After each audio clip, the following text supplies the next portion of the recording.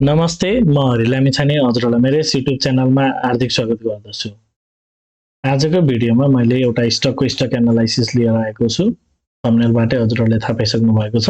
RHPL Rasuwagadhi hydro पावरको stock analysis गर्न गइरहेको छु। योभन्दा अघिल्लो पटक IME लाइफ इन्स्योरेन्सको एनालाइसिस गरेको थिएँ र यो हजुरले मेरो आफ्नो प्लेलिस्टमा गएर चाहिँ मेरो च्यानलमा गएर ILI को स्टक एनालाइसिस हेर्न सक्नुहुनेछ। र आज चाहिँ हामी RHPL को एनालाइसिस गर्दैछौँ। RHPL को हामी हेर्छौँ भने RHPL मा चाहिँ के थियो भन्दाखेरि एउटा डाउन ट्रेन्डको च्यानल चाहिँ बजारले क्रिएट गर्दै आइरहेको थियो। मार्केटले RHPL को केसमा चाहिँ एउटा लोअर लोको सिरिज चाहिँ बनाउँदै आइरहेको थियो। तर यो एउटा जुन एउटा अन्तिम पटक चाहिँ यहाँनिर एउटा लो क्रिएट गरेको छ यहाँबाट तल आउने क्रममा, यहाँबाट चाहिँ माथि जाने क्रममा बजारले योभन्दा अगाडिसम्म चाहिँ लोअर लोकै सिरिज छ, तर यहाँबाट माथि जाने क्रममा चाहिँ जुन एउटा प्रिभियस हाई थियो यो हाईलाई चाहिँ पार गरेर अर्को हाई चाहिँ माथि नै फर्मेसन गरेको थियो। त्यसपछि फेरि बजारमा पुलब्याक आयो र त्यसपछि फेरि माथि जाने क्रममा फेरि पनि यो हाईलाई पार गरेर यो फेरि पनि अर्को हायर हाई चाहिँ बनाएको छ।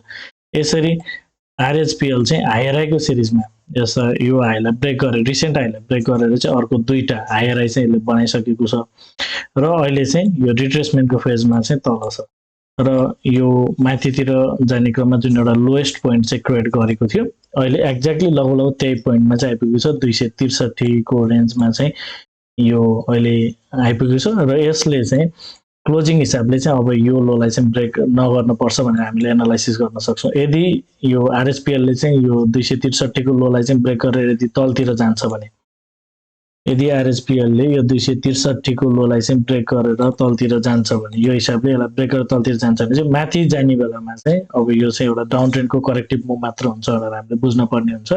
मेजर ट्रेन्ड चाहिँ डाउन ट्रेन्ड र त्यसपछि फेरि माथितिर गएकोलाई चाहिँ करेक्टिभ मुभ र फेरि अर्को लो बनाउने, यसरी यो चाहिँ अब घट्दो क्रममा जान्छ भनेर यसले चाहिँ खराब प्रदर्शन गर्दैछ भनेर हामीले बुझ्न पर्ने हुन्छ, जसको चान्स भनेको चाहिँ एकदम कम नै रहेको छ। अहिले चाहिँ यो हाई भन्दा यो हाई माथि, यो हाई भन्दा हायर हाईको सिरिज भएको हुनाले यो लो भन्दा यो लो माथि भने त्यसो होप अब अर्को लो पनि यो लोलाई चाहिँ ब्रेक गर्दैन भनेर हामी मान्न सक्छौँ। ब्रेक गरिहाल्यो भने पनि क्लोजिङ हिसाबले चाहिँ तलतिर नजानु हुँदैन भनेर हामीले चाहिँ टेक्निकल्ली त्यो एजम्सन गर्न सक्छौँ। र अहिले चाहिँ यो ट्याक्कै एक्ज्याक्टली पहिलाको लोको आसपासमा आइपुगेको हुनाले यो चाहिँ एउटा वाच लिस्टमा राख्नको लागि चाहिँ एकदम राम्रो स्टक रहेको हामी बुझ्न सक्छौँ। एकदम राम्रो छ र यो लोलाई चाहिँ यदि ब्रेक गर्दैन भने यो चाहिँ एउटा एकुमुलेसन गर्नको लागि चाहिँ ठिक छ। अहिले हाइड्रो पावर सेक्टरमा त्यति राम्रो चार्मिङ छैन, त्यो अलग कुरा रह्यो। तर यदि हामी टेक्निकल सेटअप हेरेर चाहिँ पार्टिकुलर स्टकमा स्टक एनालाइसिस गर्छौँ भने यो चाहिँ एउटा राम्रो रेन्जमा एकदम बाइङ जोनमा, डिमान्ड जोन जे भने पनि एउटा राम्रो लेभलमा चाहिँ आइपुगेको smart money concept, the smart money concept अनुसार यसमा चाहिँ एकदम एउटा भ्यालिड चाहिँ इन्ट्री हुन सक्ने पोसिबिलिटी पोइन्टमा चाहिँ आइपुगेको छ। यसले कन्फर्मेसन चाहिँ प्रदान गरिसकेको छैन ट्याक्कै माथितिर जान्छ भनेर, तर यो लोलाई चाहिँ ब्रेक नगर्ला भनेर यदि हामीले एजम्सन गर्छौँ भने अब यहाँबाट चाहिँ यो प्राइस पुनः माथितिर नै जान सक्ने अनुमान गर्न सकिन्छ। र यदि यो तेज माथि जाँदैन भने पनि यहीँ साइडवेज बसेर अल्टिमेटली चाहिँ यो लोलाई ब्रेक नगरिकन यो यसरी चाहिँ माथितिर जान सक्छ भनेर एजम्सन गर्न सकिन्छ। अब हाइड्रो पावर ओभरअल सेक्टर त्यति पोजिटिभ छैन, तर यो एउटा स्टक चाहिँ एउटा राम्रो रहेको हामी देख्न सक्छौँ। अब टेक्निकल पोजिसन त एकदम सपोर्ट एन्ड रेजिस्टेन्स अनुसार हेर्दा पनि ट्याक्कै त्यो सपोर्टमा आइपुगेको छ। हाम्रो स्मार्ट मनी कन्सेप्ट अनुसार हेर्दा पनि ट्याक्कै यो चाहिँ एउटा भ्यालिड जोनमा चाहिँ आइपुगेको छ। र अब यसलाई चाहिँ हामीले यदि ब्रोकर होल्डिङ मार्फत पनि यदि हामी हेर्ने ट्राई गर्छौँ भने ब्रोकर होल्डिङमा नि के कस्तो देखेको छ त्यसलाई चाहिँ हामी एनालाइसिस गर्ने प्रयास गरौँ। क्लियरली देखेको छ एउटा ब्रोकरमा चाहिँ एउटा एकुमुलेसन भएको देखिएको छ।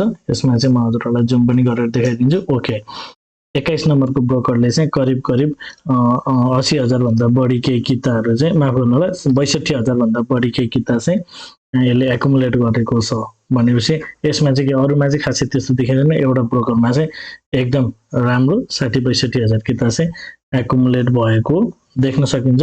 यता सप्लाई साइडतिर नि के कस्तो छ भनेर हामीले हेर्छौँ भने यो 1 महिनाको कुराकानी हामी गर्दैछौँ। 1 महिनामा चाहिँ 62,000 जस्तो किता चाहिँ होल्डिङ छ भने सेल साइडमा चाहिँ खासै त्यति धेरै किताहरू नरहेको देखिन्छ। म्याक्सिमम 17,000 चान्चुङ सेल छ भने यता डिमान्ड साइडमा चाहिँ एउटा ब्रोकरमा केही होल्डिङ भएको पनि देखिएको छ। अब ब्रोकर होल्डिङ चाहिँ कम्पेरिटिभली ठिकै यसलाई त्यति धेरै सन्तोषजनक, त्यति धेरै इफेक्टिभ मान्न चाहिँ त्यति मिल्दैन। तर हाम्रो जुन एउटा टेक्निकल प्राइस चाहिँ छ, टेक्निकल चार्ट हेरेर यदि हामीले गर्छौँ भने चाहिँ एउटा राम्रो जोनमा रहेको बुझ्न सकिन्छ। त्यसैले यो स्टकलाई पनि एउटा वाच लिस्टमा राख्न मिल्ने खालको स्टक हो भनेर हामी विश्लेषण गर्न सक्छौँ। हजुरहरूलाई यो मेरो यो प्रकारको भिडियो के कस्तो लागिरहेको छ कमेन्टमा जानकारी गराइदिनु होला। भिडियो मन परेको छ, उपयोगी भइरहेको छ, भिडियोले केही सहयोग पुऱ्याइरहेको छ, आफ्नो केही नोटिस गर्नको लागि केही कुराहरू प्राप्त गरिरहनु भएको छ भने भिडियोमा एक लाइक भने अवश्य गरिदिनु होला। साथै यस्तै प्रकारको अरू भिडियो हेर्न चाहनुहुन्छ भने च्यानल सब्सक्राइब गरेर जोडिनु होला भन्न चाहन्छु। हवस् त, धन्यवाद, नमस्ते।